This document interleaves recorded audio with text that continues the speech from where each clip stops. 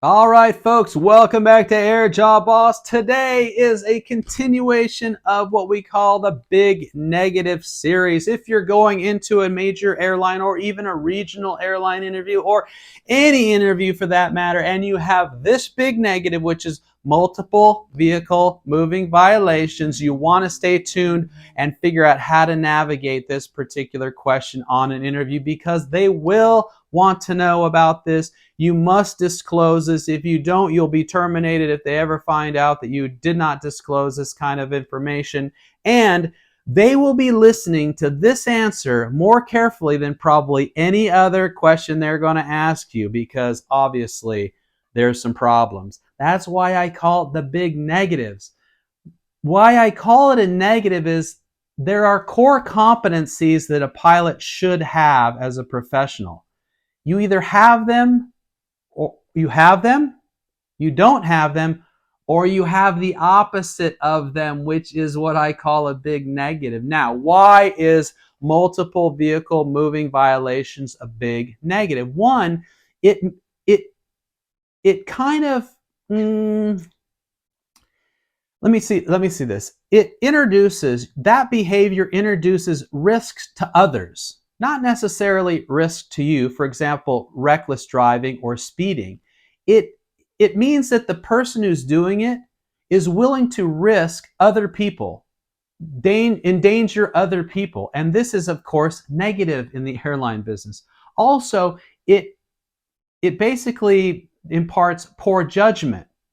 For example, the judgment of getting caught, your situational awareness. How is it that if you're getting caught often, you're engaging in it more often, and you're foolish enough to actually get caught at it? So this is also like a question like, why is this person not only endangering other people, but completely careless about getting in trouble for it? Yeah, big negative. Also, willful negligence. You are willfully breaking the law. Willfully breaking regulation or standard operational procedure is a very, very negative characteristic for a professional airline pilot. And they're going to want to detect if this behavior also occurs during your professional flying. Also, they feel that it will endanger company assets, the safety of the passengers, its cargo, and the safety of the plane and its crew members. Also, this will open them up for litigation. If you are willfully negligent as a company employee and harm somebody, they will be sued. You will be the cause of their negligence and the harm to the other person and the restitution that they need to pay for your negligence. Okay, so here's how we're going to address this. First, disclose all this information as soon as possible, and generally that's on the application process. If they ask you, do you have moving violations, and you do, check yes. Then they're going to have a section that says explain.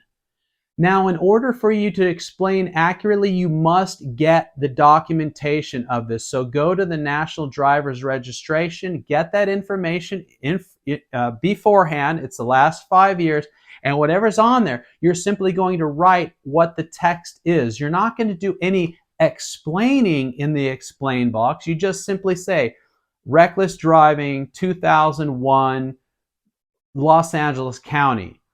Speeding, Yavapai County, Arizona, 2019. Whatever, you should just simply list the facts, just the facts of the case. A real explanation will come when you're in the interview, but you must disclose it on the application process or any other time.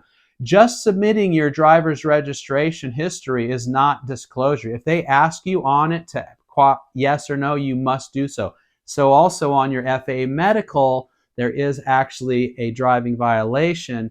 That is a term. Now that qualification is a little bit different, and you should contact a professional about what that box actually means in advance. And we can go over that some other time. We'll go over FAA medical in another video, okay? Okay, so disclose as soon as possible on your application. Obtain the records. It's really important that you obtain the written records because then you'll know exactly what's going on. You can present them and you'll know what they have, and you both will be on the same page in explaining it, okay? Okay. Here's a couple of concepts that we're going to talk about. Divert the risk to other endeavors. For example, if you are speeding a lot, my advice, get into a driving racing school course immediately. Because then when you go to the interview and they say, well, you have a lot of speeding records, you say, yes, I know. It was foolish of me. I found that I was showing bad judgment, endangering other people, and you might think that I might do the same thing at your airline. And you know what? Just as a person, I decided if I wanted to go fast, I'm going to do it in a controlled environment where I can learn how to drive and truly enjoy it. So I'm now a member of the Bondi Racing Adventures School, and that's where I get out my speeding. I don't speed on public streets anymore. See, so you're going to divert the risk to other endeavors. Everyone engages in risky behavior: skiing, hunting, skydiving, driving down the street at the speed limit's dangerous. But it's okay to be risky, but the endangerment of other people and yourself and the car is not okay. And of course, the willful negligence and disobeying law is a problem. So divert the risk to other endeavors. And I'm going to go over this at the end of the video. Stay tuned. We're going to wrap it all up. Demonstrate that your pilot behavior is different. So you're going to state to them, although my driving record is a little spotty and not what I would like, my flying record is completely different. I've decided my character, I feel relatively safer on the ground and errors could occur, but in the airplane I'm very strict and I haven't had any violations, incidents, or accidents associated with flying. So my flying is very different. Okay, you're going to have to make that statement. Demonstrate you have changed.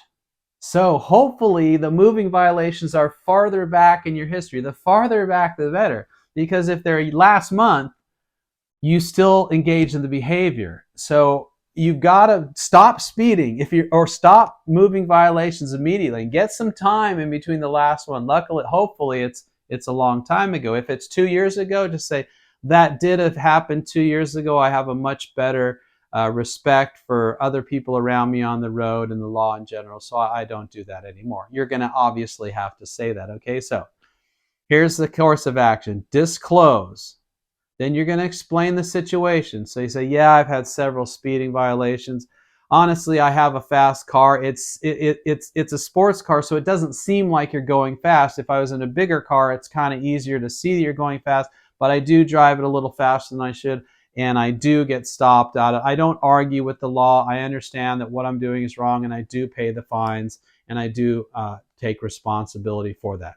That's the next thing. Take responsibility. You're not going to say, well, there's all kinds of speed traps around these little towns. I travel back and forth from the base, and these guys are just trying to make money. I really wasn't speeding that bad. Don't do it that way. Just say, yes, I was speeding too fast. I have these violations, and I take full responsibility. It's really not that responsible of me to do that, and I don't do that anymore. Then you're going to have you changed. I don't do that anymore. I haven't got a speeding ticket in a year, in 2 years, since I got rid of my Porsche. Whatever you're going to say, you've changed.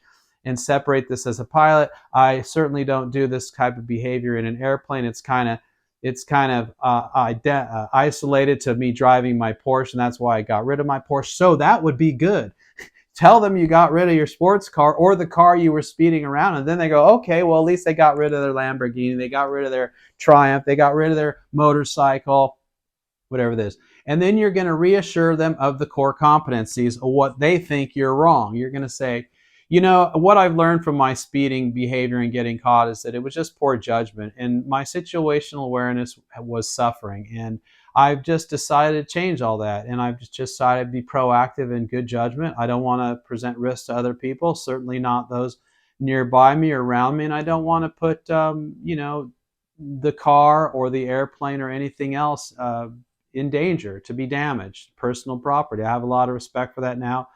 The law enforcement was correct for pulling me over and kindly giving me the violations to teach me how to be a more responsible adult, and that's where I am today. But I want to assure you that as a professional airline pilot working for your company, I will uphold all standard operational procedures and comply with all regulations and company policies.